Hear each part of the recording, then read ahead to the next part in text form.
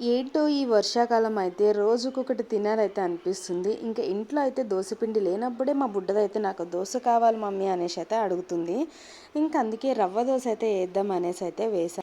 ఇంకా పిండి కోసం అయితే పప్పు, బియ్యం కూడా నానబెట్టుకున్నాను. అలాగే ఇడ్లీ పిండికి కూడా పప్పు అయితే నానబెట్టేశాను.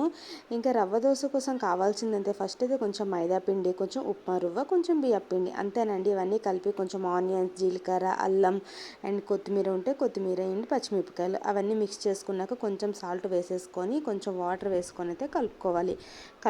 తర్వాత అయితే గ్యాస్ పైన ఒక పెనం పెట్టుకొని మంచిగా హీట్ అయ్యాక కొంచెం ఆయిల్ అప్లై చేశాక ఇదనమాట పల్చగా అయితే వేసేయాలండి. పెనం మొత్తం కూడా ఇక్కడ చూపించిన విధంగా నేనైతే ట్రైపాడ్ పట్టుకోలేదు, జస్ట్ ఇట్లా హ్యాండ్తో పట్టుకున్న ఫోన్, అందుకే ఇట్లా అటు ఇటు కదులుతూ ఉంటుంది. బట్ ఇలా అయితే వేసుకోవాలి.